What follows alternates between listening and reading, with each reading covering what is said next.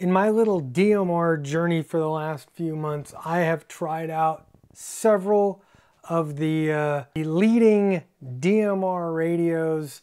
This time I am bringing you one that claims to be an actual ham radio. So this time we're looking at the Ailunnce HD1.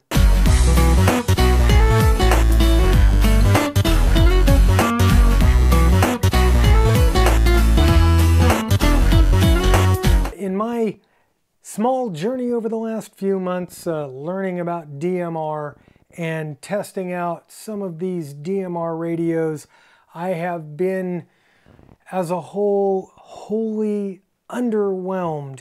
And that's mainly because these radios, for the most part, are just commercial radios that we cobble together and use them in the ham world. Then along comes the Ailunnce HD1, and this one has claimed to come out and actually be a ham radio. It is programmable, fully programmable from the front panel. It has broken the 16-channel barrier, which has driven me absolutely nuts since I started testing these things, and it's a dual band radio. I'm going to put a link to the HD1 in the description below, so be sure and look at the description and go check this thing out for yourself. Special pricing, all that good stuff. You can learn more about it. You can hear from other people who have reviewed it and maybe pick one up for yourself. The HD1 is a standard DMR radio. It has the push to talk button with two programmable buttons on the side there. Flipping it over shows the covered accessory port. Battery removal is a simple press from the bottom, and that reveals a 3200 milliamp battery with 23 watt hours of power. Inside we find a type accepted sticker, and it claims to be 10 watts, and the built-in microphone is located on the front panel. The Ailunnce HD1 ships with its own drop-in charger, which coincidentally doesn't fit any of the other radios that I have, so I have 4 radios, 4 different chargers, and 4 different outlets for them all. To externally program the radio, first remove the accessory cover with a small screwdriver, and then attach the accessory port charger programmer cable, and then plug the other end into a suitable USB port. The screen display on the HD1 is big and bright. It has a nice contrast with that green for your group and user information that's coming through to the radio. Switching channels can be done either with the top rotating knob or the 2 arrow keys on the front panel.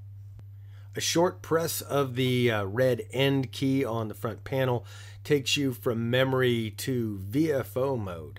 And yes, this is a real VFO mode. A short press of the star and scan button takes me from memory module A to memory module B, and this is how I change from analog repeaters to DMR talk groups.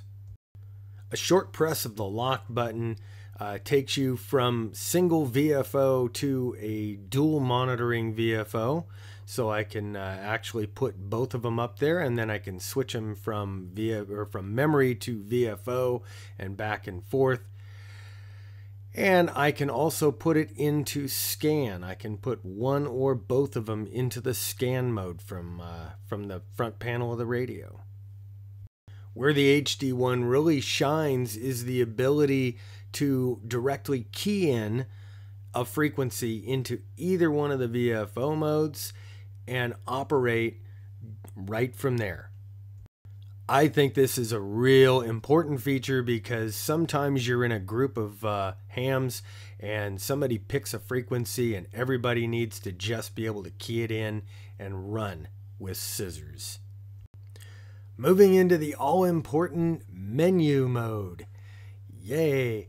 Okay, first of all, they have a main set of menus, which includes your overall squelch, the time, Roger things. You could scan, you could set your scan modes, you can save your channels, delete channels, set the channel mode from channel to name to the frequency if you want. All done here from the front keypad. The individual bands also have their own set of menus where you could put a band into promiscuous mode. You can change encryption. You can change the PL tones, the shift up, shift down, the zones, and you can control those individually for the individual band that you're on. The HD1 also includes a full set of messaging capability, so you can do text messages if you like to do that. It has the inbox. It has answered, missed, all the stuff that you would normally find on all the other DMR radios. You can even enter in, well, let's see, different message or different radio IDs. And if you're an FM radio fan, you can listen to your favorite FM radio. We're going to kill two birds with one stone here, because we are talking about the Ailunnce HD1. And like all the other DMR radios that I've seen, it basically does take a code plug. They all need a code plug. This one, you can just happen to program the whole code plug from the front of the radio. But it's really not the easiest way to do it. It works great for something on the fly. But when you really want to set that radio up, you definitely want to get on the computer, like behind me here, and set it up in the software. So today we're going to be using the HD1 software. I'm going to use the Windows virtual machine here from my Mac, and I'm going to show you exactly how I set up the Ailunnce HD1. And this is the HD1 software. Starting up from the top, we can and let me switch this over here. We can go in here, we can open a file, we could save a file, we can read from the radio, and we can write to the radio, and then it has a basic set of instructions. When you open up your file or you create a new file, you'll go in and you open up your basic information.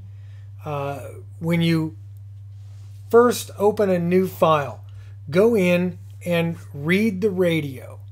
That's gonna give you the serial number of the radio. It's gonna give you the firmware version, all that good stuff. So you're gonna plug. Where's my cord here? So you're gonna plug in the radio into the USB, and you're gonna plug this thing on here. You'll need to download the drivers and make sure you've got the right driver for the radio that you're using on your computer. And when you do that, it should just come right up and open up. So anyway, back to the other little screen here. We'll get out of there and we'll go to the key settings. The key settings on all these radios are really, they're very customizable. And honestly, the side keys here on the HD1 are fully programmable. And you can see my phone's texting. So I'm going to go ahead and put that on, I'll put that on non-blast for right now.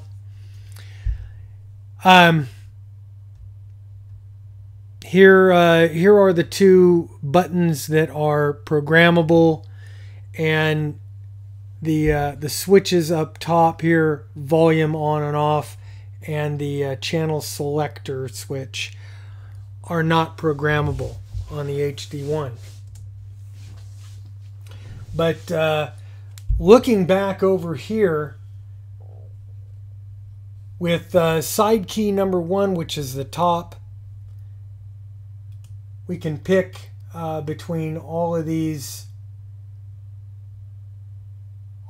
different deals, and I like the repeater talk around. So if you're operating outside the area of a repeater and you want to talk to another guy on DMR, you stick it on talk around. It basically puts it into a simplex mode, and you could talk with your buddy or buddies in a simplex mode on talk around. A short press of the button here I have set for my power modes, so I could switch between my high, mid, and low powers. Key number 2 with a long press, which means you just press it and hold it down. I have DX digital deviation, and I'm still trying to kind of figure out where that fits in, but I think that may work. It may do something with the hotspots, and sometimes I have a problem with some of these radios actually triggering the open spot. So some radios will do it, some radios won't. So anyway, I'm experimenting with that setting right now. We will see. And then for a short press on button number 2, the bottom button here, that scans all the channels on the active band. Moving right along, one key calls. You could set things up to a one key call. I currently am not using this, and I just don't really see a big reason to use it unless you're in an enterprise situation. You can do one key messages, so you could actually send text messages using the DMR radio. Your ID settings, I'll pull that up here, but honestly, I'm gonna block out my ID settings. I don't know why, but I will, just in case any of you guys are hackers. Let's see. So that takes care of the basic settings. Oh, did I show you the basic settings screen? Okay, this is the basic settings screen here. Lots of variables that you could set up here in software. There's several more that you could set up on the radio that don't really translate well over here. Squelch level, all the normal stuff you see on these Chinese radios, and you can go ahead and set those up. I have I have on my AVFO, which is the top one, is going to be set up for open spot zone 1 and local repeaters on zone 2. My working frequency is going to be the A side, which is the top side. Moving right along, we're gonna skip over channel here, and I'm going to take you guys over to contacts. And the first thing you're going to need to do when you get your DMR radio and you want to program it is you're going to need to set up some contacts. And your contacts are your talk groups, guys that you know that you want to have plugged in there as priority contacts. You'll get that all in there. and everything has a DMR ID. Just like your DMR ID, all the talk groups, they actually have their own IDs. The USA group, talk group 3100. The worldwide group is 91. TG9, if you're using a hotspot, like an open spot, you'll want to program in talk group 9. So I've got all of these plugged in here, and I'll tell you what, the first time I built a Codeplug, I did a whole lot more. I set that 2017 up. I spent hours and hours building a huge Codeplug, and then I started getting more DMR radios to test, and I quickly figured out that almost none of the configuration software will translate or talk to other configuration software. So I ended up having to build code plugs for every single radio that I've tested. While that gives me a good idea of how to build a code plug for all these different radios, it is a major pain in the ass.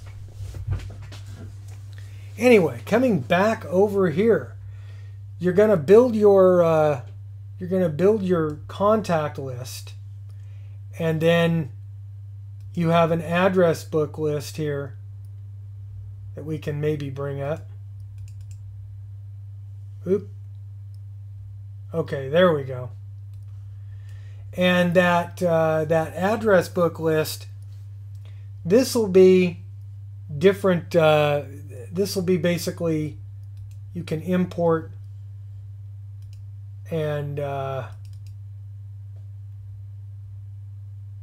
bring in the entire DMR database in there, and you'll write that to the radio.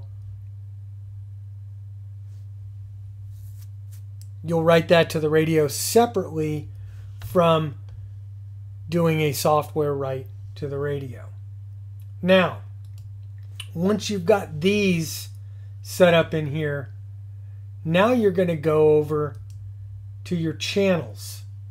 And we'll open up the channel mode here. You set up your VFO A and B, and I've set those up with some standard frequencies that I use. I've plugged in to channel number 1 my local repeater, because that's kind of how I test things out. I want to make sure that that the local stuff is working, and that these things can work on the lowest common denominator. Then I started plugging in my open spot frequency, and I built each deal I built. And let's go in here. We'll build a let's go ahead and just build this one frequency. This is now going to be a digital channel. I can either have it be simplex like this, and I can go in, change it from analog to digital. We're going to leave it on digital, so it's not going to ask us for all of the information there, because it's going to now be on a hotspot. We could say if it's going to be low, mid, or high power. I can add scanning to it if I want, and I don't. And here I can type in the channel alias, so I could just call this Bob's. So Bob's channel will come up in the display. Now, once you've got that all done, we'll just pop that off to the side there. You need to create some zones. And this is kind of a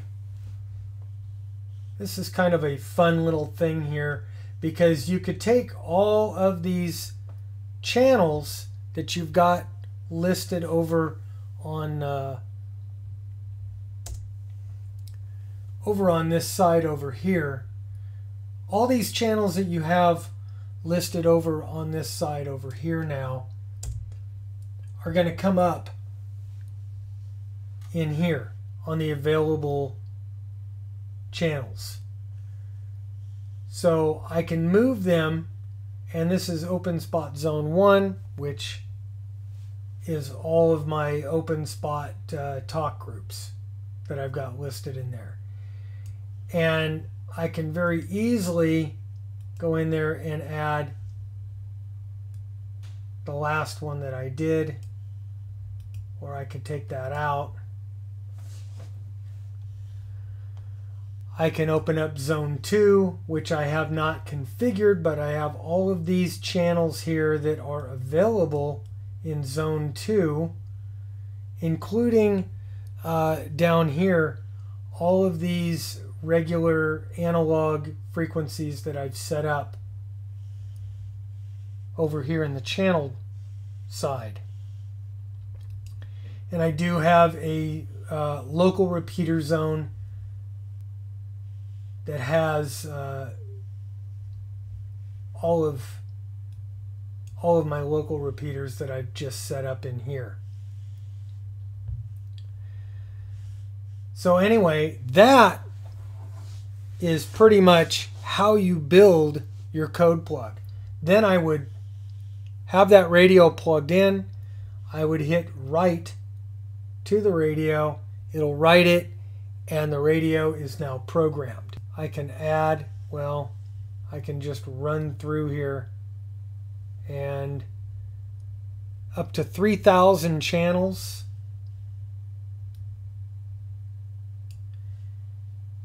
And as far as I know, I can just keep going with it. That's something that the Ailunnce does that I haven't seen before, is they have done away with the 16 channel limitation and having to make multiple zones and limiting them to 16 channels, because this knob just keeps going around. And you can also on the keypad adjust, tell it which frequency or which channel you want to go to. I don't use the receive group lists, and I haven't figured out the reason why I would want to. Encryption is available, yet in my mind, I gotta believe encryption is a no-no on ham radio. So I'm staying away from that one. Anyway, guys, that is it in a nutshell on how to program your code plug. And it is fairly easy. Just remember, you're going to set up your contacts, then your channels, and then your zones. And when all of that is programmed in, write it to the radio, and you'll be good to go. Now, so far, after using this thing for 3 weeks, for the past 3 weeks as my primary DMR radio, I am fairly impressed with it. Is it perfect? No. But is it a big step in the right direction? Absolutely. This thing now is starting to operate more like a ham radio and less like a commercial radio that's cobbled together for ham use. Things that I would like to see in a future edition of this radio, I would like to see a higher resolution screen that allows you more than 9 characters to be displayed across the screen. I know they're nice big, it's nice big alphanumeric characters, so you don't need a pair of glasses to see it, but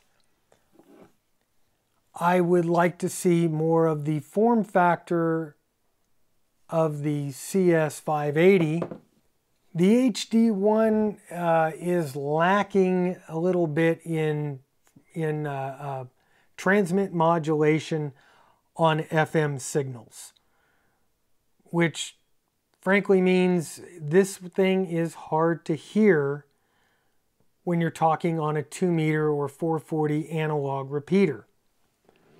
When you're on DMR, it sounds great. It's nice and loud, very clear and audible. Anyway, guys, that's all I got. I'm Bob, K6UDA, and I'm out of here. 7-3.